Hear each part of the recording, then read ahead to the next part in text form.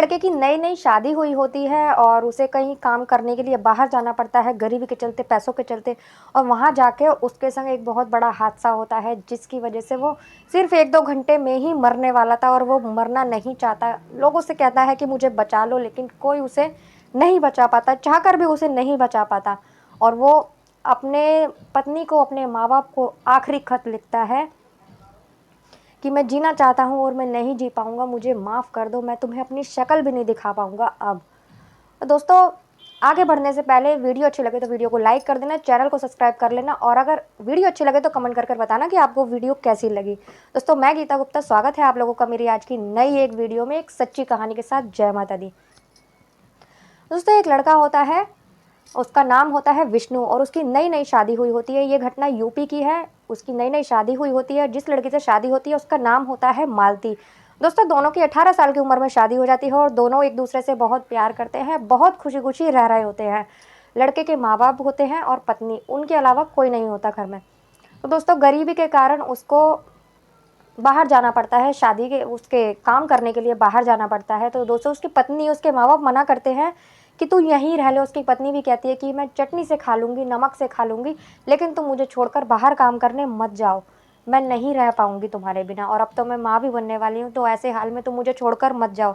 लेकिन दोस्तों, वो फिर भी गरीबी के चलते उसको जाना पड़ जाता है। दोस्तों, उसे मुंबई में जाना पड़ता है। मुंबई से 70 किलोमीटर एक गाँव पड़ता है पहाड़ी पे, वहाँ जाना पड़ता है उसे। वहाँ दोस्तों एक महल होता है, जो कि वहाँ उसे जाना पड़ता है। वहाँ उसमें पेंट का काम होता है, जो कि एक लड़की का होता है। जो लड़की डॉक्टर होती है और उसकी दवाइयों की एक कंपनी होती है। दोस्तों, वहाँ उसे काम करने के लिए, और जहाँ वो महल था, जहाँ उसे वो काम करना था जिस कोठी में, वहाँ से आने जाने का कोई साधन नहीं था। वहाँ से पैदल चल के पहाड़ी से जब उतर के आते थे तो 1 घंटा पूरा लगता था आने को, कोई साधन नहीं था। तो दोस्तों, 4 पेंटरों को वहाँ छोड़ा जाता है कि तुम्हारा 1-2 महीने का काम है, तुम ये कंप्लीट कर लेना। उसके अलावा जो वहाँ रहते थे, वो 2 कुक रहते थे वहाँ और एक माली रहता था, जो कि गार्डन वगैरह की देखभाल करता था। और जिसका वो महल था, वो वहाँ सैटरडे की रात को जाया करती थी, शनिवार की रात को, और संडे को आ जाया करती थी। 1 हफ्ते में 1 बार जाती थी। दोस्तों, सारी चीज़ों का वहाँ इंतजाम करा जाता था और उससे कहा था कि सारा काम खत्म कर लेना अपना 1-2 महीने में, तुम्हें किसी चीज़ की दिक्कत नहीं होगी, सारी सुख सुविधा इधर करा दी गई हैं। तो दोस्तों, ऐसा ही होता है, वो काम करने लग जाते हैं। तो जो विष्णु नाम का लड़का था, वो पेंट करते करते उसका पेंट खत्म हो जाता है। दोस्तों, पेंट खत्म हो जाता है तो वो पेंट का डब्बा लेने जाता है। जैसे ही वो डब्बा उठाता है, वहाँ से एक कोबरा सांप, बहुत बड़ा, दोस्तों उसे डस लेता है। जब उसे डस लेता है तो वो बड़ी तेज उसके मुंह से चीख निकलती है और वो वहीं गिर पड़ता है, जोर से चिल्लाता है। तो वो जो भी 3-4 लड़के उसके साथ होते हैं और वो कुक, माली, सब उसके पास आ जाते हैं। सब उसको देखते हैं कि क्या हुआ। वो डब्बे वब्बे हटाकर देखते हैं तो उन्हें एक सांप दिखाई देता है, कोबरा सांप। कोबरा सांप काटने का मतलब उसकी 2 घंटे के अंदर मौत होनी थी। दोस्तों, उस सांप को वो लोग मार देते हैं। मारने के बाद में अब वो कहता है कि मुझे मरना नहीं है और मेरी नई नई शादी हुई है, मेरी बीवी, मेरे माँ बाप मेरा इंतजार कर रहे हैं, मुझे बचा लो। अब सब उसे घेर कर खड़े हो जाते हैं। सब करे तो करे क्या, क्योंकि कोई साधन नहीं था वहाँ जाने का, कैसे उसे लेकर जाएं। दोस्तों, सभी परेशान होते हैं और ये बात 1997 की है। फ़ोन भी कम ही हुआ करते थे। तो उस महल में एक लैंडलाइन फ़ोन होता था, जो कि कुक भागकर जहाँ वहाँ जाता है और कॉल करने की, जो वहाँ की मालकिन थी, उसको कांटेक्ट करने के लिए, बोलने के लिए चाहता है कि मैं उसको फ़ोन लगाऊं। लेकिन दोस्तों, वो फ़ोन करता है, फ़ोन नहीं मिलता। अचानक ही दरवाजे पे आवाज़ आती है और वो खुद ही वहाँ आ जाती है, जो वहाँ की मालकिन होती है। मालकिन का नाम होता है राधिका। वो वहाँ आ जाती है। जैसे ही वो दरवाज़ा खोलती है तो वहाँ के तीनों चारों जने जो भी थे वहाँ पर, कुक और माली और वो जो उसके साथ के लड़के थे पेंटर, वो सब उसे बोलते हैं कि एक लड़के को इसमें से सांप ने काट लिया है, पेंटर को, और वो मर गया है, पड़ा हुआ है।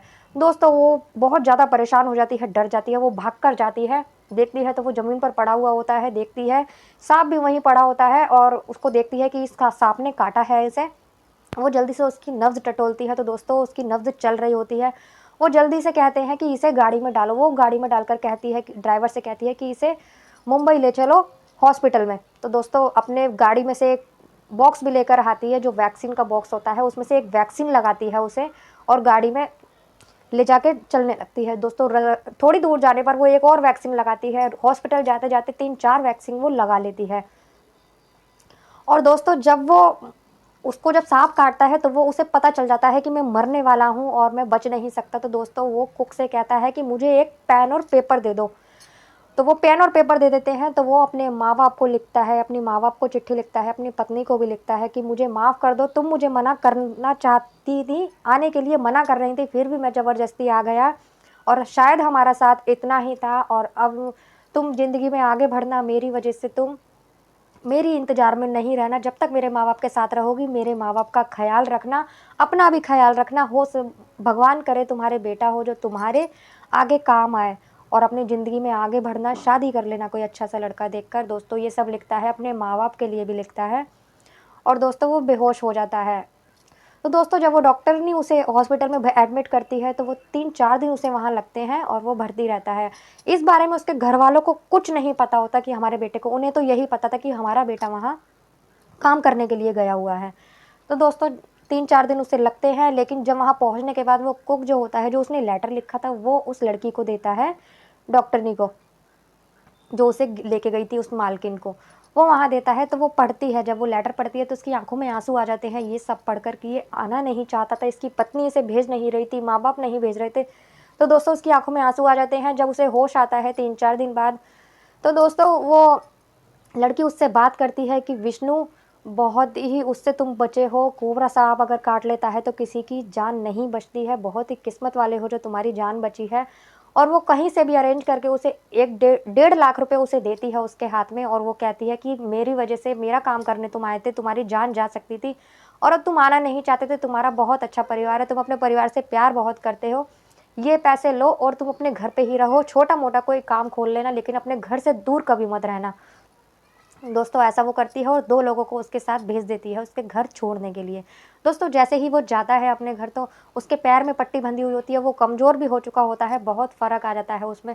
उसके माँ-बाप और उसकी पत्नी उसे देखते हैं तो हैरान हो जाते हैं, देखते ही उसको पास जाते हैं, उसे गले से लगा लेते हैं, क्या हुआ, क्या नहीं हुआ, सब पूछताछ करते हैं। तो वो सारी बातें बताता है कि मुझे एक साँप ने काट लिया था, ऐसा-ऐसा हुआ है और मैं मरते-मरते बचा हूँ, हो सकता है आपके सामने भी नहीं आता और आप लोगों को तो मेरी शक्ल भी देखने को नहीं मिलती, क्योंकि वहाँ से आने का कोई साधन ही नहीं था। मेरे को वहीं जला दिया जाता या वहीं गाड़ दिया जाता। दोस्तों ये सब सुनकर उसके घरवाले भी बहुत रोते हैं, लेकिन बहुत खुश भी होते हैं और उस डॉक्टरनी का भी शुक्रिया अदा करते हैं, उसकी मालकिन का, जो महल की मालकिन थी। और वहीं वो कोई छोटा-मोटा काम खोल लेता है। दोस्तों उसके लड़का होता है, बाद में 2 बेटियाँ भी होती हैं। आज भी वो, उसकी 48 साल उम्र हो चुकी है। ये सच्ची घटना है यूपी की और उनके 2 बेटियाँ और 1 बेटा है। तो आप लोगों को ये स्टोरी कैसी लगी? अगर अच्छी लगी हो तो प्लीज़ लाइक कर दीजिएगा, चैनल को भी सब्सक्राइब कर दीजिएगा और मिलते हैं किसी अगली वीडियो में एक नई कहानी के साथ। तब तक के लिए बाय बाय, जय माता दी।